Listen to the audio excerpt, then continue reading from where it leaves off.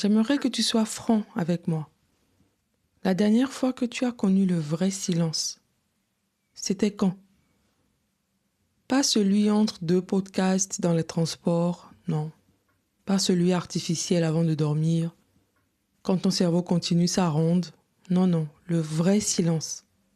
Absolu et intentionnel. Aujourd'hui, on vit dans un bruit permanent. Nos oreilles, nos yeux, nos esprits sont constamment sollicités.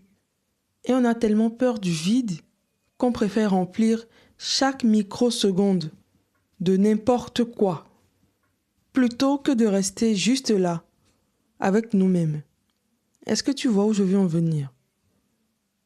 Et si cette période dans laquelle nous sommes, carême pour les catholiques, Ramadan pour nos frères et sœurs musulmans, était une invitation universelle, un rendez-vous avec le silence, peu importe ta religion, peu importe ta croyance. Aujourd'hui, on ne parlera pas de privation alimentaire. On va plutôt parler de jeûne sonore. Tu as déjà entendu parler de ça? De désintoxication auditive. Oui, j'emploie des gros mots aujourd'hui. De silence comme chemin vers Dieu ou vers soi, selon comment tu nommes. Est-ce que c'est un sujet qui t'intéresse? Si oui, installe-toi confortablement. Éteins tout ce qui peut sonner, vibrer, notifier. Juste toi, ma voix dans tes écouteurs et ce qui vient après. Bienvenue dans Franchement Fifamé, votre posté audio où tout se dit avec bienveillance, amour et dans le respect. Coucou les amis, j'espère que vous allez bien. Moi, ça va, je rends grâce. Est-ce que vous êtes prêts à faire taire le monde? Si oui, accrochez-vous, ça va résonner. Parlons chiffres. En moyenne, nous passons 7 heures par jour sur des écrans. Des heures avec des podcasts, musique dans les oreilles. Notre temps libre, il est souvent happé de notifications, de shorts, de réels, de vidéos. Et souvent nos nuits sont perturbées par la lumière bleue ou par l'anxiété du lendemain. Je pense que nous sommes la génération la plus connectée et en même temps la plus dispersée. Notre attention est devenue une denrée qu'on vend au plus offrant. Chaque application, chaque média se bat pour une miette de notre esprit. Et on finit avec un cerveau en compote, incapable de se poser, de réfléchir ou juste d'être. Il y a un paradoxe à cela, je ne sais pas si vous le voyez, c'est qu'on n'a jamais eu autant d'outils pour communiquer. Et pourtant, on ne s'est jamais senti aussi seul, aussi déconnecté de nous-mêmes. Et si on faisait un bond dans le passé pour parler un peu du génie des traditions?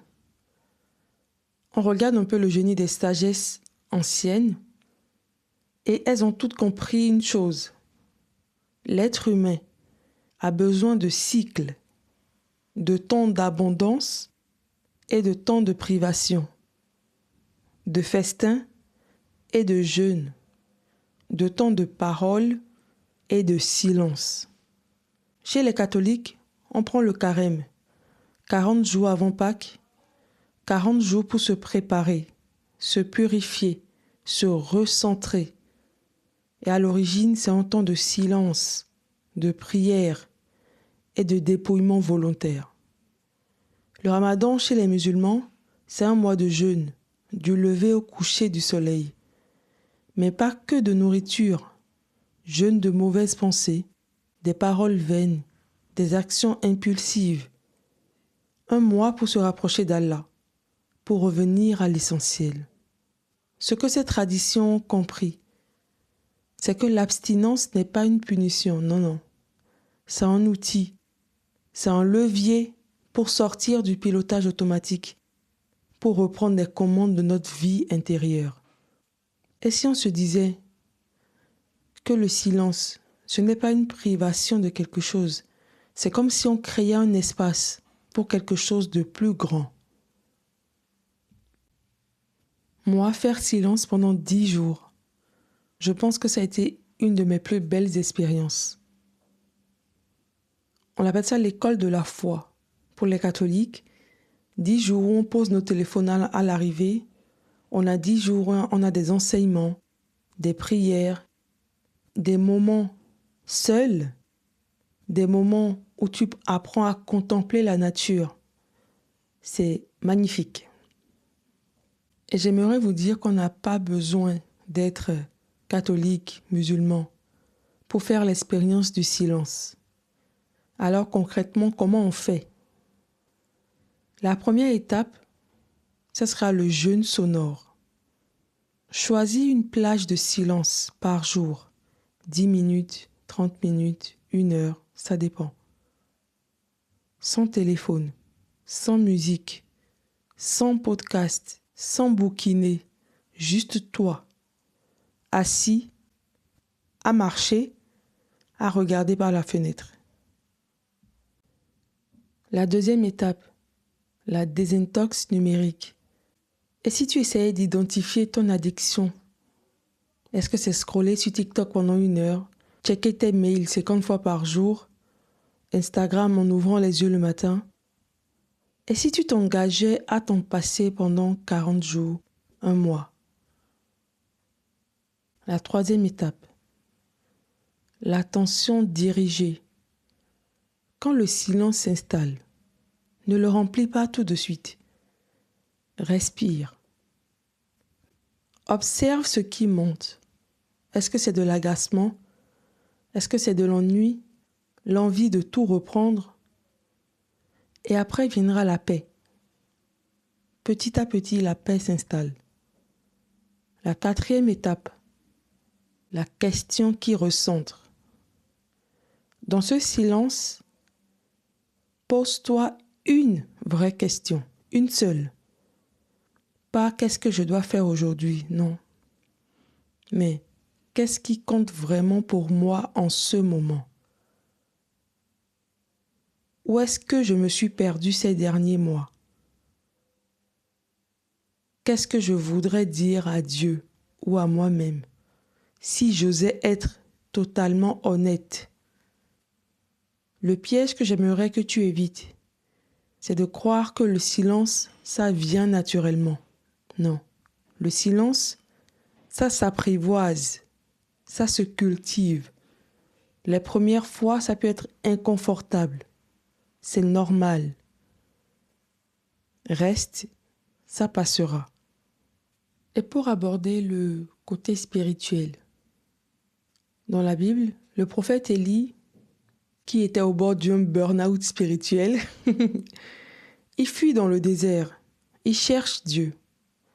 Et il y a un vent puissant qui déchire les montagnes, mais Dieu n'était pas dans le vent.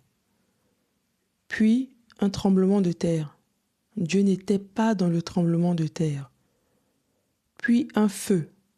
Dieu n'était pas dans le feu. Et après le feu, il y a eu une brise légère, un murmure, un silence parlant. Et Dieu était dans cette brise légère. Dieu ne parle pas dans le bruit. Il parle dans le calme, dans l'après-tempête, dans l'espace que nous créons. Le problème, c'est que nos vies sont devenues une tempête permanente, un vent constant de sollicitations, un feu d'émotions. Il y a des urgences tout le temps. Et on s'étonne de ne plus entendre cette voix douce. On s'étonne de ne plus savoir ce qu'on veut, qui on est, où on va. C'est dans le silence que les mots les plus importants peuvent être entendus. Le message pour nous, c'est que le silence n'est pas vide. Il est plein. Plein de ce qu'on n'a pas le temps d'entendre d'habitude. Plein de nos vraies questions. Plein de nos réponses étouffées. Plein pour certains de la présence de Dieu. Et sur cette idée, j'ai une intention pour ton expérience de silence. Aujourd'hui, je crée un espace de silence. Je ne crains pas ce qui pourrait monter. J'accueille l'inconfort comme un vieil ami. Je laisse la voix douce avoir une chance de parler. Je ne remplis pas. J'écoute. Même si c'est à toi de décider ce que tu voudras faire, j'ai une seule résolution pour toi, pour les jours à venir. Engage-toi à faire taire le monde 10 minutes par jour pour entendre ce qui compte vraiment. C'est tout. C'est déjà immense. Ces 10 minutes, ça veut dire poser ton téléphone dans une autre pièce, t'asseoir sans rien faire, sans culpabiliser, regarder par la fenêtre comme quand tu étais enfant. Écoute ta respiration, ton cœur, tes pensées qui ralentissent. Laisse monter ce qui a été étouffé. Ne pas juger ce qui vient. Juste être présent à ta propre présence. Et si tu es croyant, ajoute ceci. Je fais ce silence pour toi, pour me rapprocher de toi, pour te laisser une chance de me parler. Parce que Dieu, ou ta propre sagesse, ne crie pas. Il murmure. Et pour entendre un murmure, il faut faire silence. Franchement, tu viens de passer 15 minutes avec moi. Dans tes oreilles, ma voix remplit le silence. Et bientôt, elle va s'arrêter. Ce qui viendra après, c'est à toi de décider ce que tu en fais. Tu peux tout de suite lancer le prochain podcast, la prochaine vidéo, la prochaine notification. Ou tu peux rester, juste un peu, dans le silence qui suit. Tente l'expérience et vois ce qui monte, vois ce qui se dit quand plus rien ne crie.